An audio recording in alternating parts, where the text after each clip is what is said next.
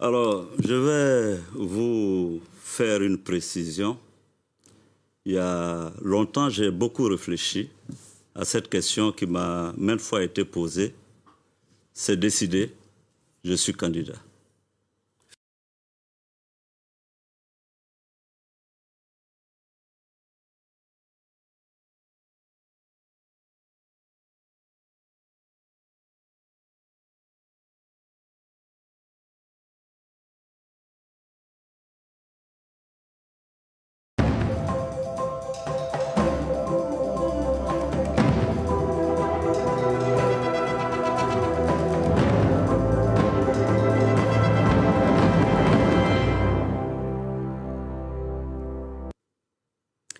Bonjour et bienvenue sur France 24 et sur Radio France Internationale pour une interview exclusive avec Guillaume Soro, ancien président de l'Assemblée nationale, ancien Premier ministre de Côte d'Ivoire et désormais président d'un nouveau mouvement, Générations et Peuples Solidaires. Avec moi pour vous interviewer, Christophe Boisbouvier de RFI. Guillaume Soro, bonjour.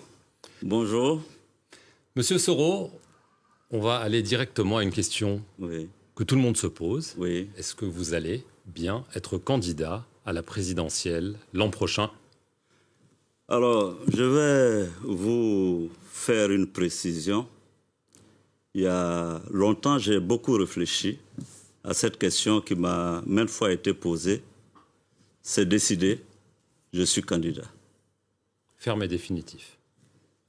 Je suis candidat pour 2020. Alors cette annonce, en fait, vous l'avez faite déjà il y a quelques jours. Oui. C'était en Espagne devant vos partisans, vos compatriotes ivoiriens d'Espagne.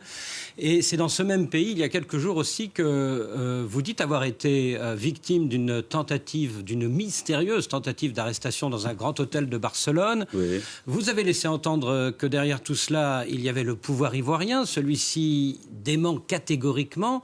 Est-ce que vous ne jouez pas un peu au martyr ? Ai-je besoin de jouer au martyr?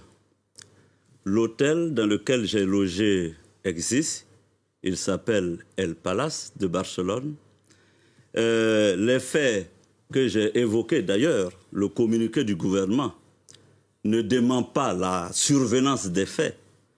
Simplement, essaie de se dédouaner. J'ai décidé, pour la clarté des choses, de laisser la justice espagnole, qui est insoupçonné, faire son travail. Mais qui est derrière?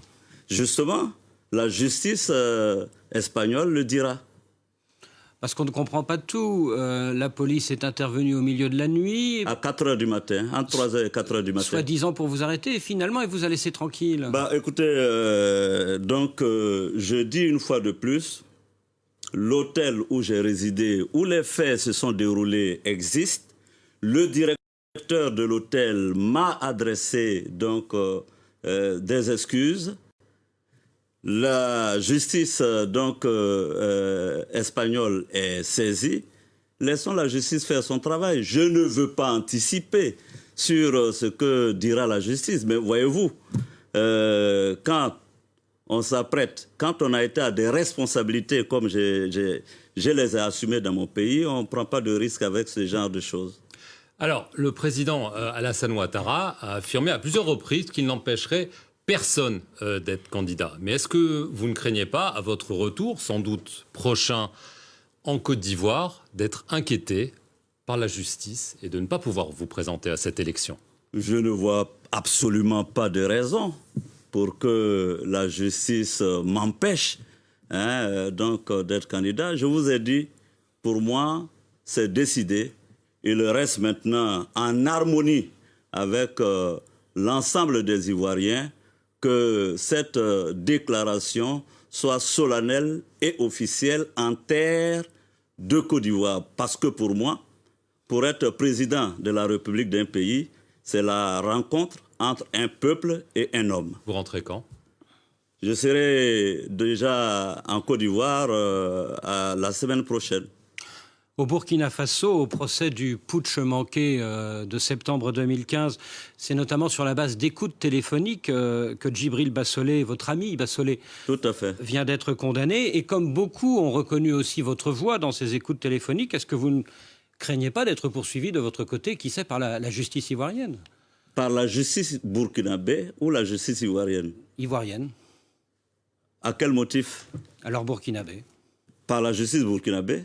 Bah, écoutez, pour vous rafraîchir la mémoire, sachez que en 2016, j'ai été l'objet, n'est-ce pas, d'un mandat d'arrêt international, donc qui a été abandonné et que d'ailleurs Interpol avait totalement discrédité. Donc je ne vois plus de raison d'être inquiété par quelque justice que ce soit. Alors, Guillaume Soro, vous avez un passé sulfureux, sans remonter jusqu'au coup de force de septembre 2002, et en plus de cette affaire des écoutes, on pense évidemment à l'assassinat de votre ancien frère d'armes, Ibé. C'était en avril 2011. À l'époque, vous étiez le Premier ministre et le ministre de la Défense d'Alassane Ouattara. Oui. On pense à cette découverte d'une cache d'armes chez votre directeur du protocole à Bouaké. C'était en pleine mutinerie en mai 2017. Oui. Est-ce que vous n'allez pas traîner ces deux affaires comme des boulets à votre pied? Bah, écoutez, d'abord, en ce qui concerne la mort de M. Koulibaly Ibrahim, Ibé, je n'étais pas en Côte d'Ivoire. Mais vous étiez Premier ministre, oui, ministre de la Défense. Ministre, donc vous pouvez quand même concéder que je n'avais pas de pistolet sur moi. Non, mais vous auriez pu être le commanditaire. Vous auriez pu être le commanditaire. Ah, vous m'accusez. Non, je mets au conditionnel. Ah ouais, donc si c'est au conditionnel, permettez-moi de dire avec la vérité sur les faits et l'exactitude matérielle des faits. Je n'étais pas en Côte d'Ivoire quand Ibé a été tué. On est d'accord. Donc je ne pouvais pas avoir tenu le pistolet. Pour le reste, la justice de Côte d'Ivoire donc a du travail à faire. Donc la vérité est dans la main, n'est-ce pas, de la justice. Et pour la mutinerie et la découverte de cette cache d'armes chez votre directeur de protocole? Là aussi, mon directeur de protocole a été en prison. Il a été par la suite libéré. Donc, je ne vois pas en quoi cela me concernerait. Donc, vous êtes blanchi pour vous? Enfin, celui chez qui on a trouvé les armes est allé en prison. Il a recouvré la liberté. Pourquoi M. Christophe voudrait que je sois incriminé? Alors, donc vous êtes désormais candidat. Vous lancez donc ce nouveau mouvement. Mais aux dernières élections locales, vos partisans ont été battus. On sait qu'il y a une sorte d'hégémonie des trois principaux partis en Côte d'Ivoire ces dernières décennies. Est-ce que ce n'est pas une candidature presque suicidaire? Parce que ça paraît presque impossible. Alors, moi, d'abord, une élection locale, ce n'est pas la présidentielle. Hein, mettons-nous d'accord. Je voulais faire cette précision. Donc, la présidentielle, j'irai, comme je vous l'ai dit, avec, n'est-ce pas, le soutien du peuple de Côte d'Ivoire. Et je réaffirme ici que c'est au peuple et au seul peuple de Côte d'Ivoire de décider qui il désignera, il élira pour présider aux destinées de la Côte d'Ivoire. Nous venons de lancer notre mouvement. Déjà, pour les premiers jours du lancement de ce mouvement que j'ai fait à Valence, nous sommes à plus de 7000 adhérents déjà en ligne. Je n'ai pas encore dit sur le terrain, mais nous pensons que c'est un mouvement qui va marcher. Et je veux vous préciser, M. Christophe, à vous, que quand M. Macron, ici en France, lançait En Marche, toute la classe politique était unanime qu'il ne serait jamais président élu. Donc vous espérez être le Macron ivoirien? Non, je n'espère rien du tout. J'espère être le Guillaume Soro de Côte d'Ivoire, élu président en 2020. Alors pour ça, il faut que les élections soient libres et transparentes. Est-ce que vous pensez qu'elles le seront? Alors, malheureusement, j'ai le sentiment que les premiers pas, parce que vous savez qu'une élection présidentielle, c'est tout un processus. La semaine dernière, avec la mise en place de la commission électorale indépendante, j'ai des craintes. J'ai des craintes pour la stabilité de la Côte d'Ivoire, pour la paix en Côte d'Ivoire. Permettez-moi de paraphraser, j'ai envie de paraphraser le président Chirac, paix à son âme. Tout le monde sait que cette commission électorale indépendante est stipendié, est aux ordres. Tout le monde sait que cette commission électorale indépendante va brûler la Côte d'Ivoire. Et tous, vous faites semblant de ne pas voir. Vous regardez ailleurs. Brûler, c'est quoi? C'est la guerre civile? Non, c'est l'instabilité. Vous savez qu'en Afrique, généralement, les guerres, l'instabilité partent des processus électoraux mal maîtrisés ou organisés. Alors, donc, ce serait dommage que je ne tire pas, n'est-ce pas, la sonnette d'alarme.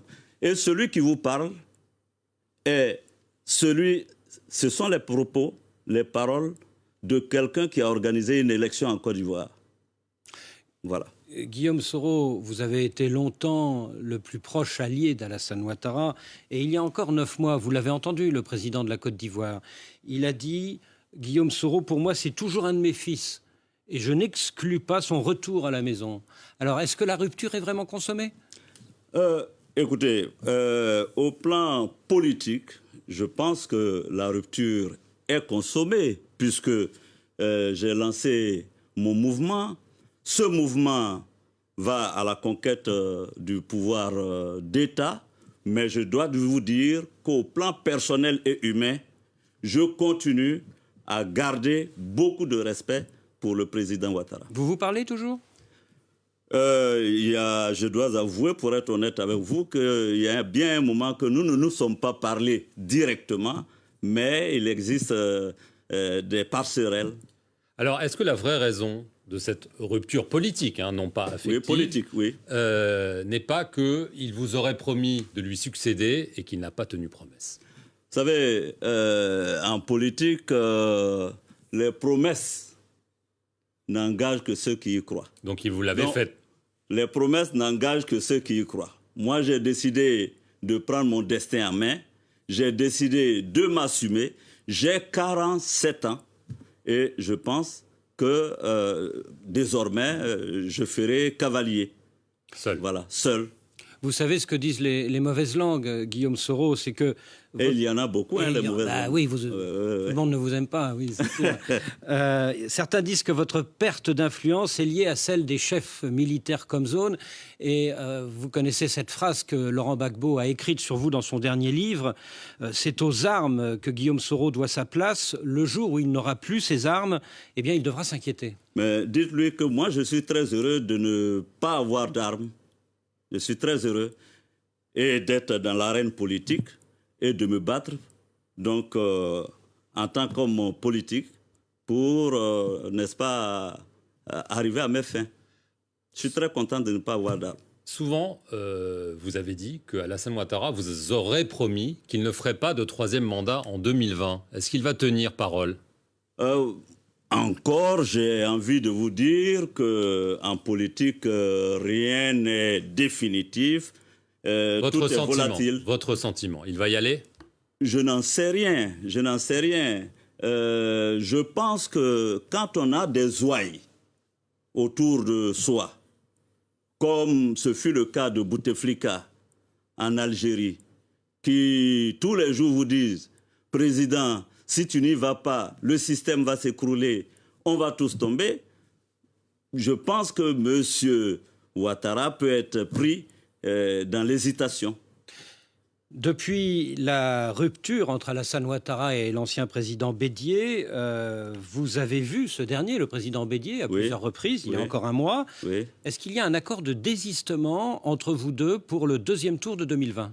Avec le président Bédié, nous avons échangé longuement et je dois m'en réjouir, me féliciter du soutien qu'il m'a apporté.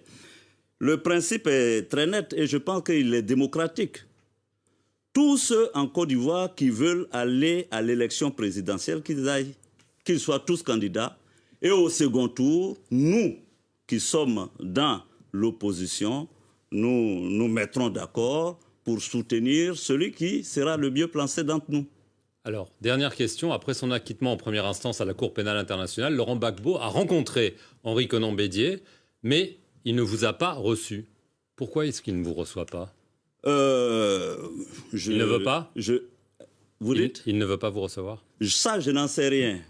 Ce que je peux vous révéler, par contre, c'est que nous avons des contacts par personnes interposées. Voilà. Et vous allez le voir bientôt? J'ai toujours dit que si le président Laurent Gbagbo était disposé à me rencontrer, je ne verrais aucun inconvénient. Merci Guillaume Soro d'avoir accepté cette interview exclusive sur les antennes de RFI et France 24. Et merci à vous de nous avoir suivis. Merci.